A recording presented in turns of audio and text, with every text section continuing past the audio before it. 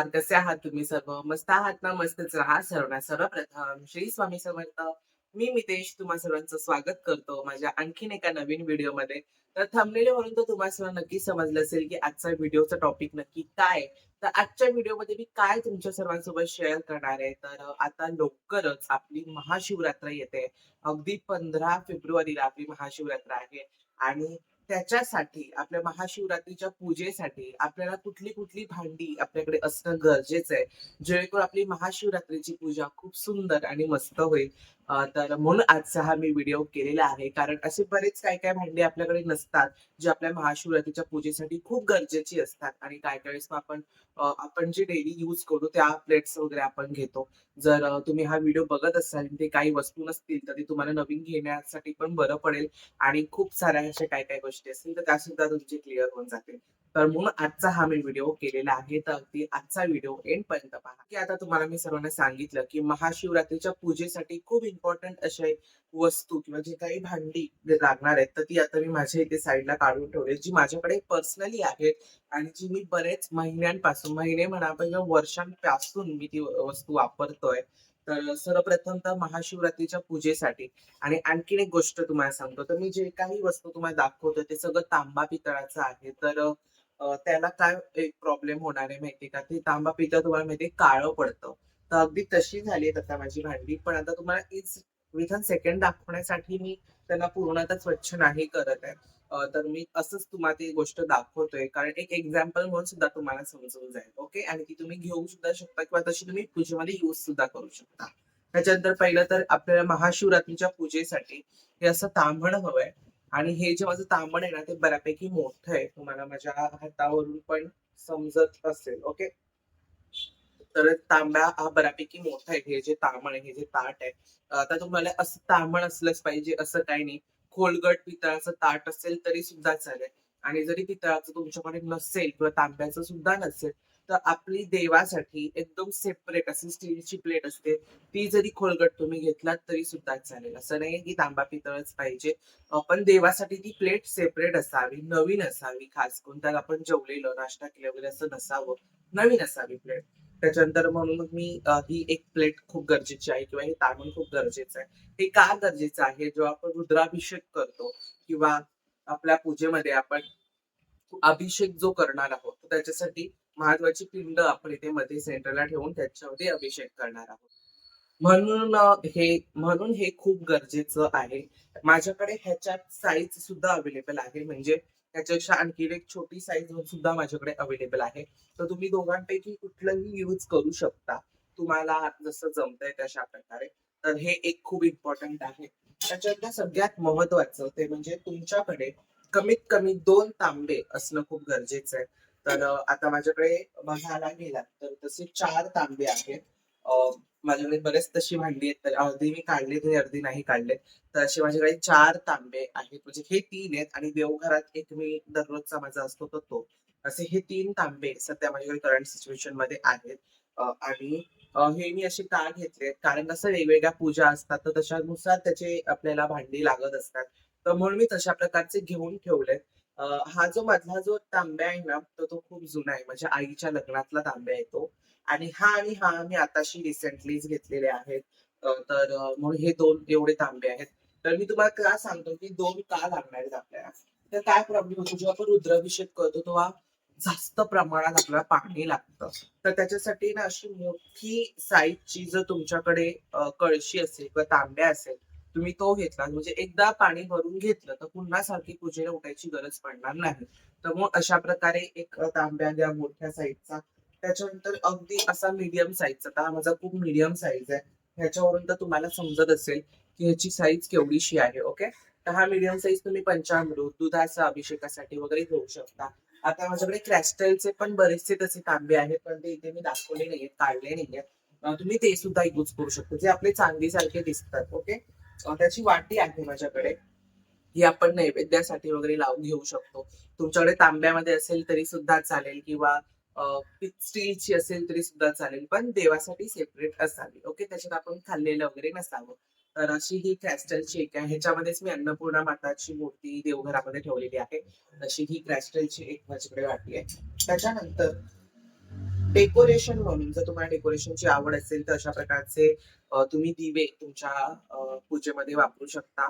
तर हे प्लास्टिकचेच आहेत. म्हणजे याच्यावरती आपण इथे ही जी स्पेस दिलेली त्या आपण आपला वॅक्सचा दिवा ठेवायचा आणि खूप सुंदर दिसतात. तुम्ही माझ्या मार्गशीर्ष महालक्ष्मी पूजेमध्ये ह्याला बघितलं असेल आणि बरेच जणांनी घेतली सुद्धा असतील. तर हे म्हणून मी 2 घेतले. त्याच्यानंतर सगळ्यात इम्पोर्टंट आणि अगदी महत्त्वाची ती म्हणजे महाशिवरात्रीच्या पूजेसाठी महत्त्वाची असते ती म्हणजे हे. ह्याला काय म्हणतात मला माहितीये का? तर ह्याला गळती म्हणतात.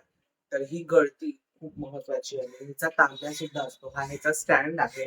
तर मी तुम्हाला ह्याचा तांब्या दाखवतो. तर हा आहे ह्याचा तांब्या. ओके, तुम्ही बघत आहात थोडा काळसर झाला आणि हा बाकीच्या तांब्यांसारखा आहे ना, हा तांब्या नसतो. ह्याचं बुड बघा कसं स्ट्रेट आहे. ह्याचं बुड ह्याच्यात पाणी थेंब थेंब पडत राहतं गळतीने आणि मी याचा होल थोडासा मोठा करून घेतलाय जेणेकरून पाणी सतत धार अशी पडेल आणि हा जो माझा तांब्या आहे ना, तो बऱ्यापैकी मोठा आहे, छान सुंदर. तर म्हणून मला सतत पाणी म्हणजे आता पाणी घातलं लगेच संपलं, आता पाणी घातलं लगेच संपलं, असं होत नाही. बऱ्यापैकी चालतं.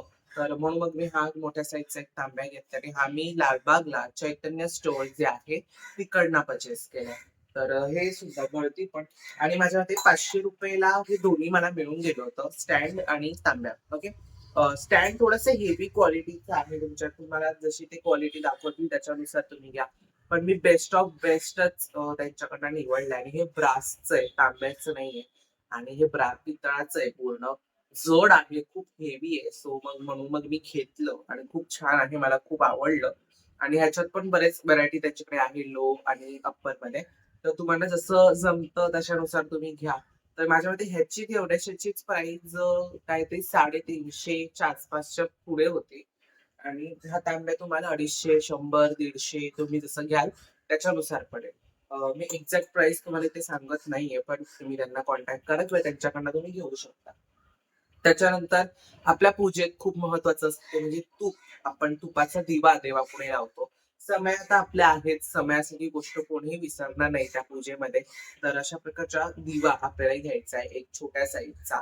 हा पण खूप महत्वाचा आहे आणि हा बऱ्यापैकी खोलगट दिवा आहे. तर ह्याच्यात तूप बऱ्यापैकी मावेल. तर मी हा एक दिवा घेतलाय.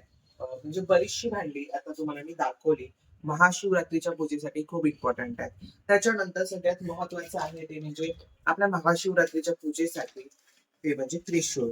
मी तुम्हाला आधी सुद्धा दाखवलं होतं, की त्रिशूळाचे काय महत्व आहे किंवा त्रिशूळ किती इम्पॉर्टंट आहे आपल्या देवघरासाठी वगैरे. तर म्हणून हे त्रिशूळ एक तर खूप महत्वाचं आहे. तुम्ही त्रिशूळ सुद्धा घेऊ शकता. खूप छान आहे, जास्त महाग नाहीये.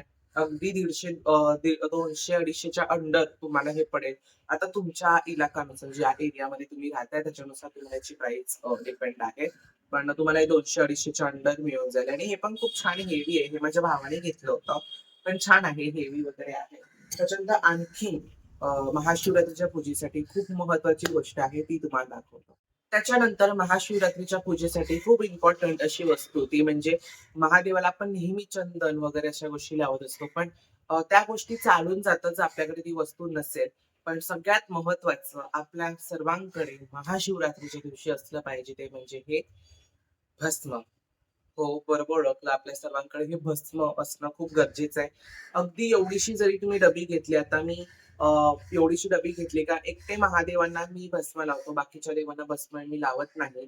तर फक्त महादेवांसाठी हवं तसं म्हणून मी एवढीशीच एक छोटीशी बॉटल परचेस केली आणि खूप रिझनेबल आहे, अगदी रिझनेबल. फक्त ₹20 ह्याची किंमत आहे आणि एवढं तर आपण देवासाठी नक्कीच करू शकतो. तुम्हाला हे दिसेल असेल. ₹20 ह्याची किंमत आहे आणि खूप छान आहे. मी तुम्हाला हातावरती सुद्धा घेऊन दाखवतो. एका मिनिट तुम्हाला समजेल. ओके.